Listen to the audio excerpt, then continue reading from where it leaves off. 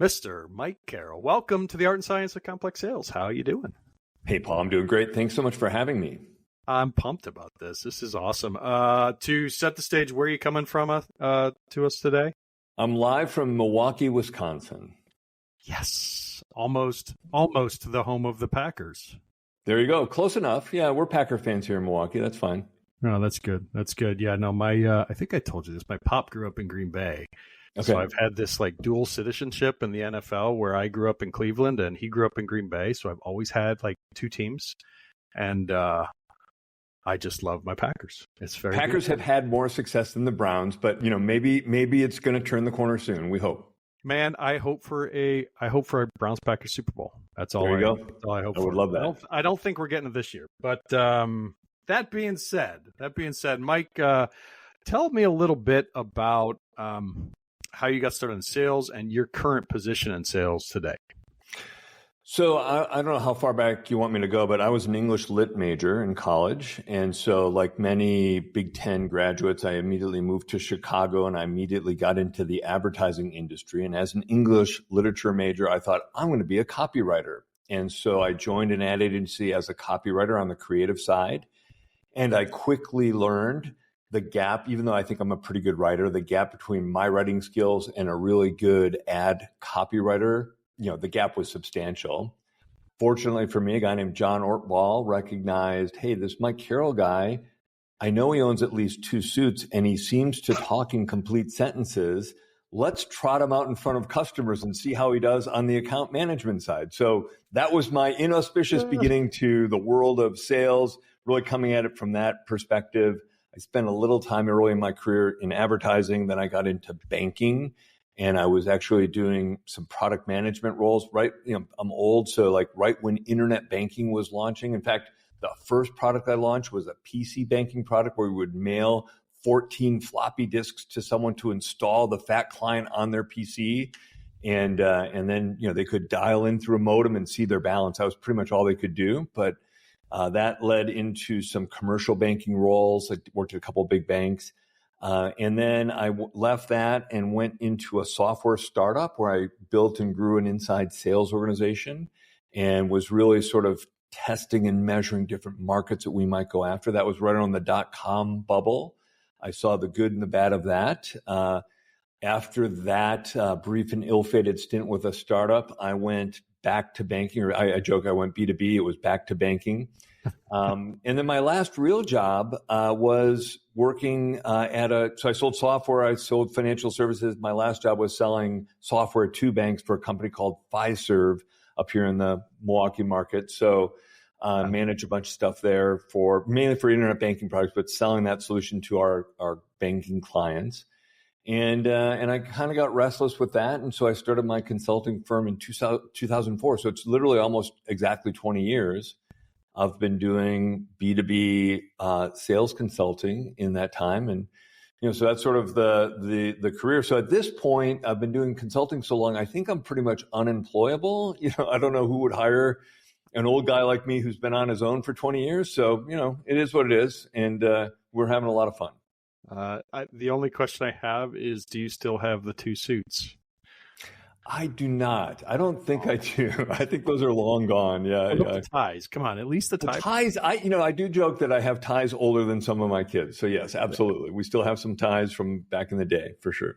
It's fantastic. No, and then what I always have to ask this, when you got restless and you said, hey, it's time to go out on my own. It's time to make this happen. What prompted that? So it goes back to when I was at this software company called Mindlever. We were in the e-learning space, and it was a startup company. And I built this inside sales team. And one of the things I got really good at was lead generation, market development programs. Mm-hmm. And so when we ran out of money and we couldn't raise our second round of capital and everything kind of folded quickly, a lot of my former salespeople would reach out to me saying, hey, here's where I landed. How do we run a program like we ran at Mindlever? And so I started doing these sort of side hustle projects, really list generation. We would do a variety of survey techniques and things to engage the market to generate interest.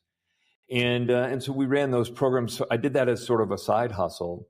And I was ready to go do it on my own. I moved back to Wisconsin and was back at a bank, and I was getting kind of restless, and I knew I didn't want to work for somebody else for long. And I was doing the side hustle stuff, and I was ready to jump in. Like in 2002, I was going to go out on my own.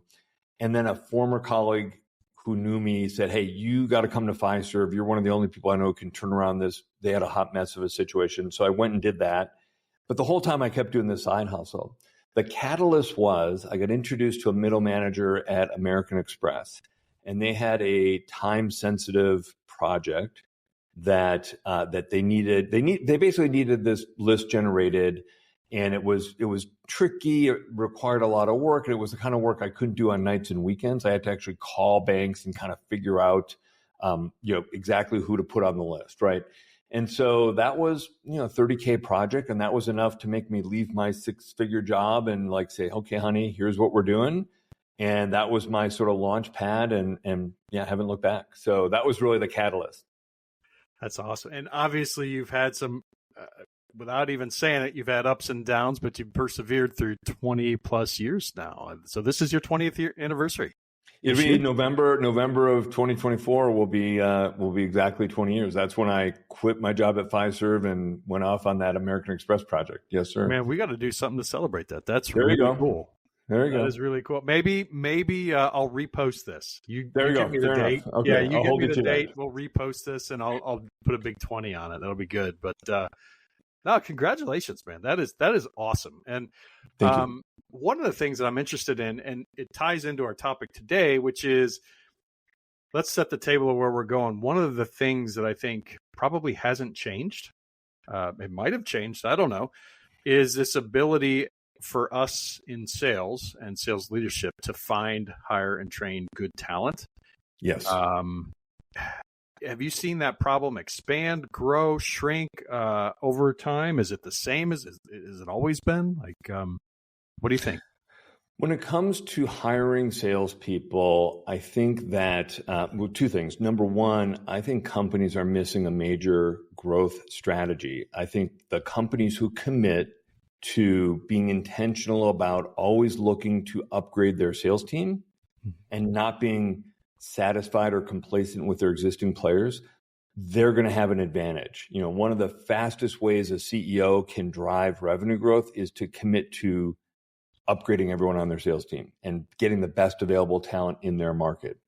And there's a bunch of reasons why companies fail at that, and we can kind of go into those. But I mean, number one, probably the biggest driver I see is managers who hire reactively rather than proactively.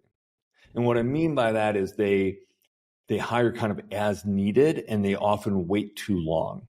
Mm-hmm. It's easier for them, at least they perceive it as easier, to coach and hang on to the talent they have, because going through a hiring process, engaging HR, setting aside time for interviews, it's disruptive, or it's perceived as disruptive. And they can look at a pipeline or look at a sales forecast through a hopeful lens and go, well, Paul's behind, but if he gets this deal and if this deal goes forward, and if this one other gets forward, he'll be right back on track. And they're lying to themselves. And so what happens is they wind up waiting too long to decide to hire. And by the time they actually pull the trigger and start that process, they've probably had an underperforming rep in that market or in that territory for 3 to 6 months. And then there's a 2 or 3 month process to find the right person. And then there's another 2 or 3 months to onboard. So pretty quickly, you're up close to a year of subpar, revenue generation in a specific vertical or territory, however you're organized. And so, the counter to that is to have an always on, let's always look for talent mindset. And that requires that commitment. So let me ask you this, because you brought up a couple of points there, and I'm going to ask terrible sales practice, but I'm going to ask a couple of questions bundled together. The first being, you mentioned something very unique that I don't think many companies look at things like. They don't look at talent as a growth strategy, but they look at, or new talent as a growth strategy necessarily, like how to hire, train, transform that talented person as a factor growth. Instead, they look at numbers and deals and pipeline. Right. The second question I'm going to align with that is, how do you know, on that first point, how do you know when, or can you know when to inject that talent and how that'll impact your culture? And I guess I want to just kind of bundle those up in terms of one question for you, because I think they're intimately connected. So it's going to depend on the business, obviously, but ideally, if there's some sort of a growth model or triggering event that says, hey, when we get to this kind of capacity, and we only have so many programmers, so when we get to this capacity, we have to add more programmers. When we get to this level of market coverage, we need to add more salespeople, or we need to expand into a new market, or whatever. So ideally, each business can kind of figure that out. But the always upgrade mindset, I think, is a little bit different. And what I encourage sales managers to think about is, ask the question: if every now and then you saw a candidate who was better than your top producer, what would your business look like? What kind of decisions could you make?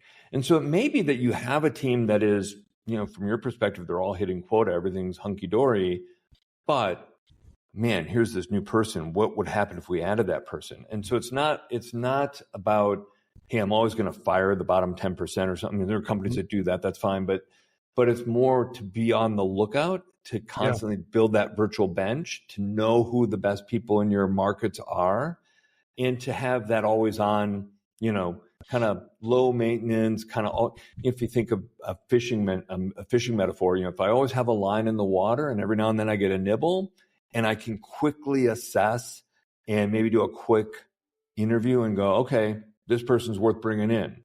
Even if we don't have a position, I definitely want to bring this person in. I want this person on my team. Yeah. That requires a shift in mindset.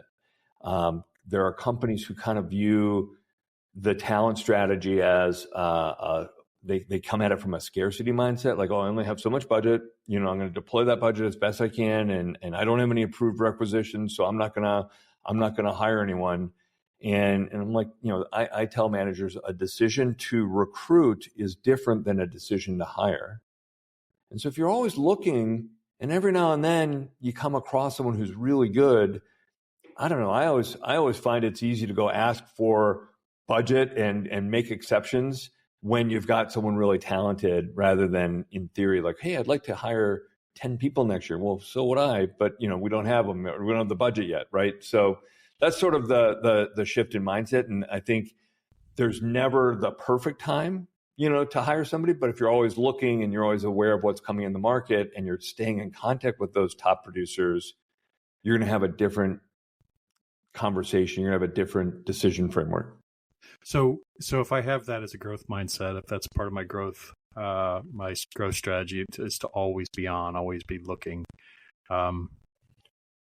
There's a problem with that, right? Which I always have to have it. I need to be really good at what I need, right? Right. Like right. I need to always be looking for what I need. So I might be stealing your thunder there, but how does that operate? Like, what do you? Well, so and this also feeds into why managers are reactive versus proactive, because hiring a salesperson becomes an event, and it's like, okay, you have to fill out the job requisition, you have to create a job scorecard, you have to tell us exactly what you're looking for, and managers would rather just deal with what they have, right? So they don't think of that. But once you understand, hey, this is what I need, and you put in a system that can kind of run in the background. And you're familiar with, we use a system called the STAR hiring system, the sales talent acquisition routine. And there's some effort up front to get that set up. So I don't want to diminish that. There's an investment of time, energy, and effort to get that dialed in correctly. But once it's on, you can literally leave that running in the background. You can decide, hey, I'm actively looking. I'm going to invest in marketing this position on LinkedIn and Indeed and whatever. Or you could just have on your website, just like open positions, and just have a link. And what we do is we have candidates immediately take a sales assessment. If they meet the minimum criteria, we might do a 10 or 15 minute phone interview. If we like what we see, and we like their background, now I can decide, so we really, once it's set up, we can really minimize the time investment for a manager to kind of quickly scan that. And you can set it up with automation. It's kind of running in the background. So that's what I mean by an always on hiring system. And it's just, it takes some effort to set it up, but once it's set up, it's easy to keep going. It's interesting. Just previously in my career, I'd run a sales as a service organization. So one of the things we had to get really good at was that always on hiring, and that mentality is just because we could close an engagement tomorrow, or we can close an engagement in 3 months, but I always wanted a bench of 2 to 3 deep that we could be training and bringing on.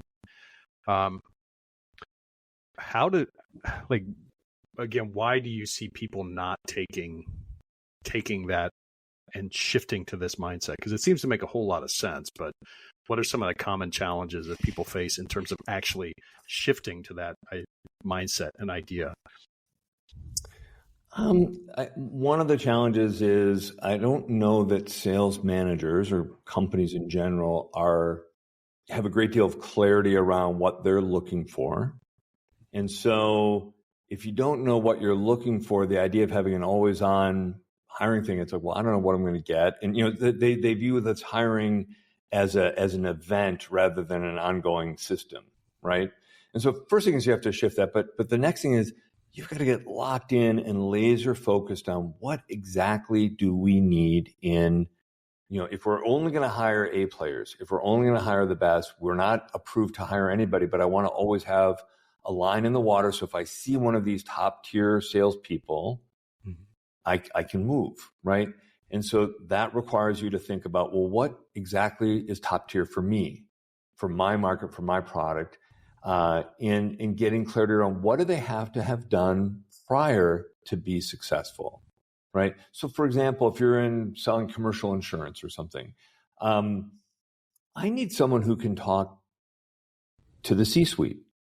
Now, that doesn't mean they have to have sold commercial insurance. Maybe they have, but there's a bunch of different roles where, so on my job scorecard, I'm going to say, hey, conversational fluency with C-suite executives, strong executive presence, ability to get right to the point and not have any fluff, right? Just think about the skills that you would need. And, what we see happen is managers who hire reactively and it's an event rather than an ongoing system, they don't dial in exactly what they're looking for. They're not always aligned with HR because they can't articulate to HR, this is what I need. This is the kind of the level we're selling at. That we need someone who can sell, large ticket items in a long sales cycle to C-suite executives in a highly competitive market where we're not the leader, et cetera, et cetera. You kind of lock in those types of things and say, this is exactly what we need. But if you don't have that defined, you're now making decisions from whatever candidates you get. And how many times have we seen managers adapt their requirements based on the candidate pool, and they settle for whoever shows up in their interview funnel rather than holding out for, I'm gonna wait and only hire the best, right? So I think it all feeds into it, but to me, getting that always on mindset and using talent acquisition as a growth strategy, locking in and getting clear for multiple positions perhaps, but getting clear for each role within my sales organization, what does an A player look like? What do they have to have a proven track record of success in? And then the other side of that coin is, managers aren't always aware of the biases they bring to the hiring process. And most common. Tell me more about that. That's What do you mean by that bias? What by bias is there? I mean, the number one bias we see is there's a bias toward industry experience. I only want to talk to people who know how to sell this software suite, or they've already sold for these companies, or they have this kind of experience. And the reason for that is often like, geez, then I don't have to train them.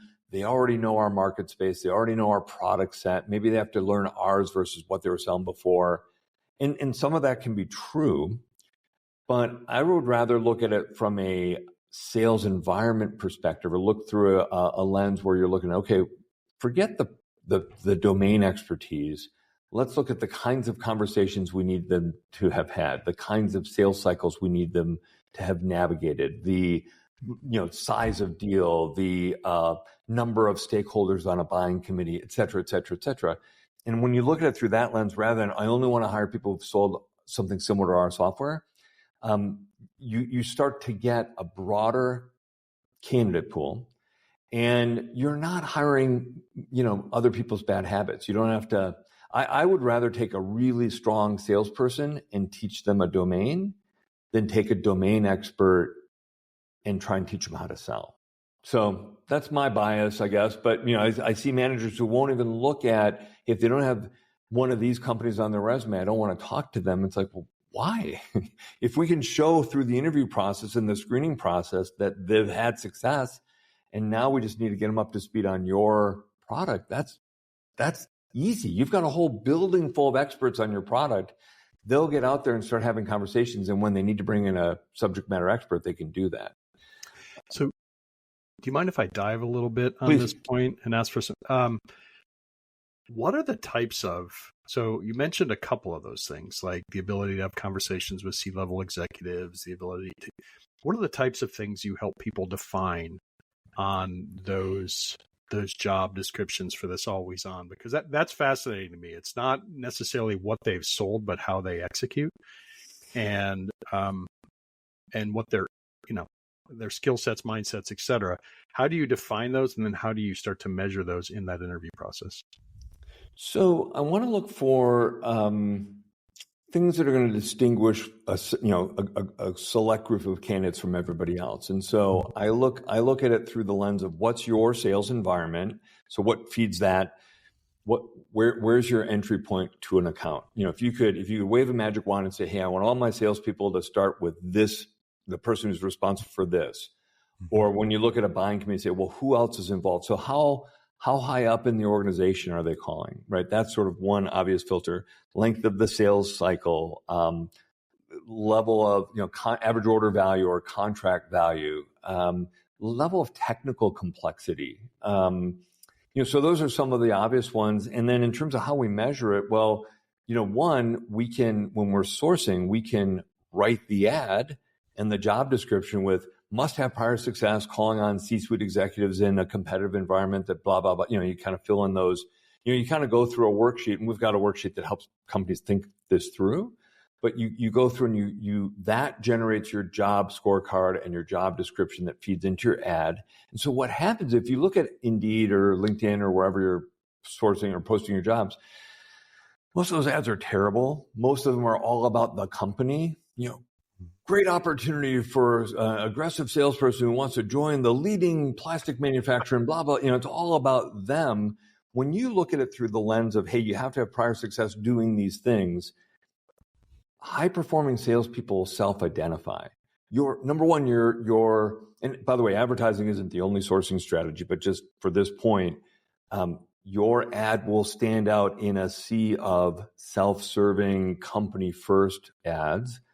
And that high performance going to go, wait a second, what's this? Number one, it's different. And yes, check, check, check, that's me. Now I'm attracted to that role. So it almost helps people self-select and say, yes, that's actually attractive to me. So those are some of the ways I look at that. In terms of how we measure it, it's also beyond the defining the role and putting it in the sourcing strategy. And even setting like LinkedIn recruiter filters for prior success, you can start to filter, not everything, but you can start to get at some of that information. But then it comes through to your interviews as well. So I'll actually read what we're looking for and say, tell me how that's you. And I want to hear them tell their story. Right. And so, go ahead. Well, so I'm going to ask that, which is, it seems to me that in terms of problems with hiring, that seems to be like that consistency of the interview, especially in sales, when salespeople are the best at selling themselves, right? That consistency of the interview is critical. Yes. So I'm probably just asking a question about where you were going, but dive into that. So that job, you set these metrics, you set, these qualities, the actions that they need to perform, and how do you dive into that and say, okay, sales manager, okay, VP of sales, okay, confirm this, confirm Right. that they actually had, and be objective rather than, I've interviewed thousands of people. I love the fact when, I'm like anybody else. I love the fact when they smile and make me laugh and we have a great conversation. But how do you get beyond that into the objective and the consistent interview style? So there's a lot to unpack in that question. So you made a great point about salespeople sell. And so when you look at HR's role in this process, and I no disrespect to our friends in HR, but a mediocre salesperson can typically run circles around a very strong recruiter or HR professional. The things that are really table stakes for sales, showing up on time, smiling, building rapport, following up with a thank you note, that's table stakes for selling, and HR managers who are hiring operations people, finance people, legal, marketing, whatever, when they encounter even an average salesperson who does the bare minimum for selling, but they stand out compared to their framework of everyone else they've been dealing with. So that's sort of a challenge. I think from an interview consistency perspective, we can talk about it from two perspectives. One is what do we commonly see sales managers do, and then what's the best practice? Often we see sales managers flying by the seat of their pants. They haven't really thought through what exactly am I going to ask. They're not always prepared to the same level. I've literally seen managers walking into a call or like on a Zoom call, opening up their resume for the first time and going, okay, so I see you were at XYZ manufacturing. Tell me about that. And it's like, what a terrible question. Like, you didn't read my resume, so flying by the seat of the pants, not being prepared, winging it, creates inconsistencies across candidates, right? So each candidate's almost getting whoever shows up that day, and whoever shows up that day isn't the same. Same manager, but different person because they're in a different frame of mind, right? The antidote, the best practice to that is to, again, get clear on the role. What exactly are we looking for? And, I actually coach my clients and my team when we're doing the sourcing and screening for our clients. We'll develop a question matrix. Doesn't mean we ask every single question to every single candidate, but we cover the same categories. We want to have the ability to be able to drill down like you're doing in this podcast and follow up and ask the second or third level question, but we're covering the same topics across all candidates. We're asking similar questions. We're exploring their background. We're exploring their strengths and weaknesses. We're asking, but everyone we're interviewing, and there's a handful of go-to questions. I want to understand their learning style. And so almost everyone I ask, tell me how you consume information. If you're onboarding, are you a visual, auditory, or kinesthetic learner? Tell me more about that. If they say they're an auditory learner and they can't recommend a podcast or a book, I don't believe them. So, that's the follow-up question, the countermeasure. So those are some of the things we do, but we want to, as a best practice, we want to have that level of consistency. And we'll actually stage multiple interviews, and each interview has a different objective so that we're covering the same thing all the way through to the end, where I think it's important. This is something companies miss. Good salespeople like to be sold, and they're measuring how you're qualifying their decision process. What's your qualifying and closing process? And so while a lot of times we're challenging them in an interview and we're putting them through their paces a little bit, at the end, when they're in front of the hiring manager or the owner or the CEO, we want that CEO to be able to get them excited. People want to work for a larger cause. They want to work for something bigger than themselves. And if that CEO or hiring manager isn't getting that person excited about it, hey, we're growing at a great pace, but with someone like you on our team, I don't know where we can go. I mean, we'd love to have you. And all of a sudden, they're part of a cause. So at literally every stage, we're saying these are the types of questions, and we'll actually map out, we use a spreadsheet because we're old school, but we'll actually have an interview question matrix. And then what that does is you can start to look across candidates and say, okay, how are they answering these? How are we rating them? Who do we like best? And what would follow from that is you obviously have an idea of what good looks like then, right? Or what great looks like based on that, because then if you're always on, you're not necessarily comparing one-to-one at any given time, right? Correct. You have to compare what excellent looks like at that time so you can take advantage of it. That makes a ton of sense. And one of the things that's striking me as we're talking is, and I don't know if you could respond to this, most sales managers and VPs of sales spend a ton of time focusing on their sales process, their sales methodology, how they sell, how they operate, how they train their team, right? How they train their team to prepare for calls. On the flip side of that, they spend very little time on this, which is one of the key growth strategies to execution, which is how am I going to treat always on transformation through talent? How do I do that continually as this always on process that I'm continue to get better at? Right. Right. Why is that? I mean, why is it that is that just something we don't think about, or people don't think about when they take a job of VP of sales or as a sales manager? Is it cultural? Is it? No, so it's interesting you're asking that, because I hadn't thought of it this way before. But just responding to your question, when you think about what makes a successful salesperson make the transition to a sales manager, it's their ability to do great discovery conversations, their ability to move and navigate through a complex deal, get multiple stakeholders either in favor or at least neutral, right? And bring it across the line. And the successful transition from sales to sales management, they take those skills with them, and they have to kind of flip a switch and go, okay, I'm not going to just tell my people to do it my way. I'm going to actually ask them questions Socratically, get them to figure out the answer, and so that's that evolution from sales and being really good at discovery to sales management and being really good at coaching, but question-based coaching, not, do it this way kind of coaching. And then you think about the transition from manager to VP. The biggest struggle I see managers who become a VP or CRO is they don't have the executive presence. They're not as you move up the chain, you have to have greater emotional intelligence, but nowhere along that line are you really developing interview skills. Nowhere along that line are you really, it's not part of the skill set, right? And so I think it might be that just they've never been exposed to it. They don't know what good interview is looking like.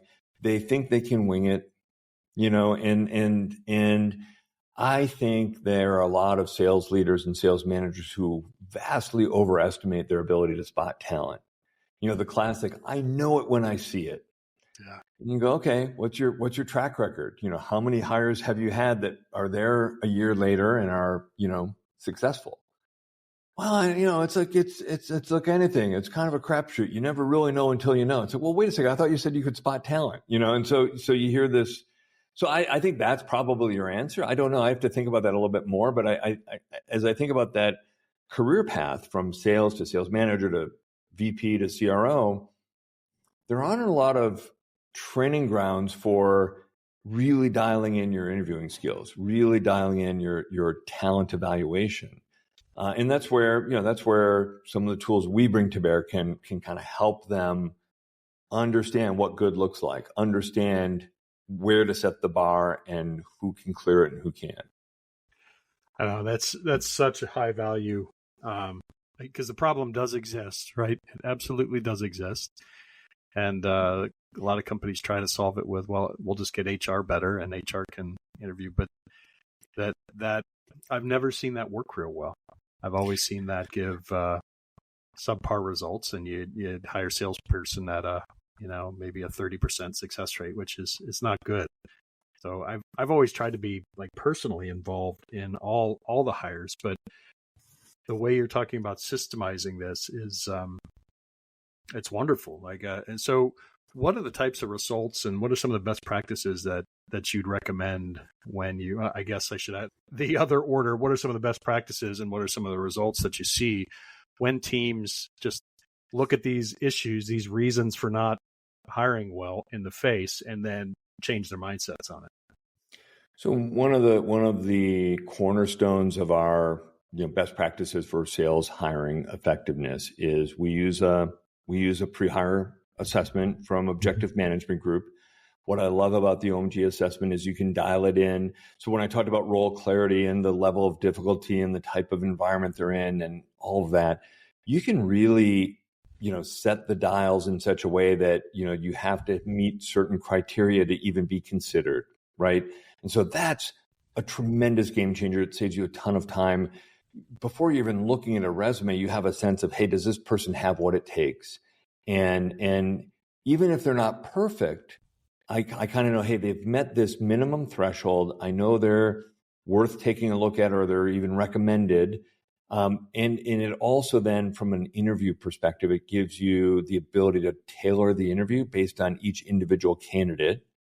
The questions you ask, even within the framework I defined, there's some latitude to follow up and drill down on certain areas that you want to explore, either strengths or deficiencies that show up on that pre-employment assessment. So that's sort of number one.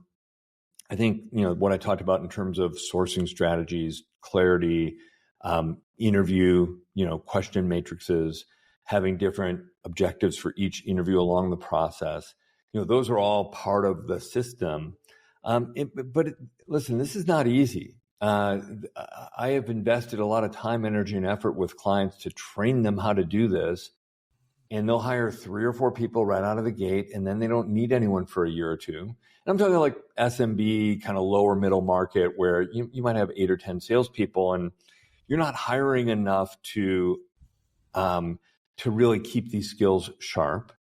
And even if you have an always on, it's like, oh yeah, what do we do next? And so, that's where one of the things that we'll help our clients with is we'll do it for them. Not as a traditional recruiter. I think there's a time and place for recruiters. I think they can save you a ton of time and money for certain positions. But my bias, the traditional recruiter market is really filled with people who are matchmakers, and they're interested in like filling the spot. They're not invested in the ongoing success. As a sales coach, we're often working with clients. We're coaching their existing team. We're understanding their deals in their pipeline. We understand the competitive context. We understand, the landscape and the challenges within the company. And then we can use all of that, plus our familiarity with sales hiring best practices and our interview skills, interviewing thousands of people across different industries and different sales cycles and different levels of competition and all of that. We can really dial in and help our clients find that A-player talent, screen that A-player talent, and even help onboard. And we're not in and out in a transaction. We're there for the long haul. We're often on the hook for how successful are they 90 days in, 6 months in, a year later, to make sure that they're getting that. So, we view it as not, I don't identify as a recruiter. I say we will run our proven best practice sales hiring system on your behalf as an extension of your team. We're not sitting on a database of people that I rotate through positions every 3 or 4 years, right? Which is what a lot of recruiters do. Well, I mean, what you're talking about seems more like it's like a fractional. It's like a fractional part of an organization almost. It's always on, and you're always there, and you do get to a certain size, you can build that, right? Right. But right. One of the questions I was going to ask here at the end that you already answered was, what about the SMB that is hiring, two people a year? But you answered it, and I think just having that always on, and that view that this is a continual team development process. One last question on this, and then it's time to wrap up. But how does this impact the culture of an organization? So you have a sales team, you have a sales culture, and it is essentially known that you're always out there looking for the best and the brightest. How does that impact and influence the behavior of the current team? Well, it certainly helps from an accountability perspective. We try to help our clients create a culture of accountability where people own their outcomes and own their results. And the best part about selling, what I love about sales, is it's easy to keep score. Mm-hmm. Am I up or down? Where's my pipeline? What am I not doing that I need to change? And in their role as a coach, managers should be continually working with each team member to kind of focus on the inputs that are going to drive the success. But everyone knows, we're always looking, and everybody here is replaceable, right? And so, if anything, I think it helps breed a culture of accountability and kind of set that tone. But let's look at it from the other side, right? Let's assume back to the very beginning where I said, most people hire reactively instead of proactively. And part of a reactive hiring mindset is I hang on to talent too long. How many times have you talked to a team when the manager finally lets go of the weakest link, that the person everybody knew 6 months ago was not fitting in, was not doing the work, was not, pulling their weight, and they've been dragging them along, trying to get them to go or trying to get her to go. And finally the manager says, you know what, enough is enough, you're gone. The lift of morale and everyone's like, thank God you let go of so-and-so, right? And so I think players, I think high performers want to be around other high performers, and they want to be held accountable, and they want to work in an environment where the expectations are high, and they want to be challenged continually to meet them. And so if you compare the two scenarios where you've got managers who aren't very good at interviewing and are maybe a little too generous in their time frames and look at pipelines a little too hopefully, and they hang on to mediocre talent too long, players are not going to stick around and work for that kind of a B manager, right? And so to me, this always on growth mindset, high levels of accountability, higher standards, we're always looking to improve. But what I find happens is those top performers bring in their friends. They know other people. That's one of the best sourcing strategies. Who else do you know that would be successful here? So that's, to me, I think it's a net positive in terms of culture. That's awesome. That's awesome. Well, thank you so much, Mike. It's been an education and an honor to be chatting with you today. How do people get in touch with you? You on LinkedIn?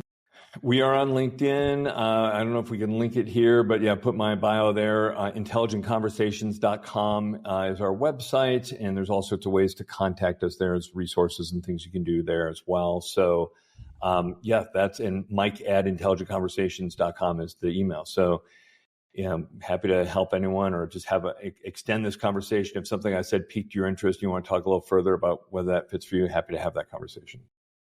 Awesome. Well, thank you so much. Hey, everybody, we're going to end it at that today. Absolutely, highly recommend. Reach out to Mike. If my questions didn't make it shine through, I think your questions will. The guy's a savant at this stuff. He knows what he's talking about. He's been in the game for a long time, and absolutely is willing to serve and really good at it. So please reach out to Mike. Please give me feedback on this episode. Smash that like button. Please subscribe if you like what you hear, so you'll get us on the next time around as well. And Mike, I do want to ask you open coming back in maybe, 6 months to a year. Let's do I'd be happy to, Paul. This is great. This has been a lot of fun. Absolutely. Awesome. So you will have Mike on as a guest again. And thank you so much. For those of you out there, start having some intelligent conversations. Keep shining bright. And please come back to the Art and Science of Complex Sales. We'll talk to you soon.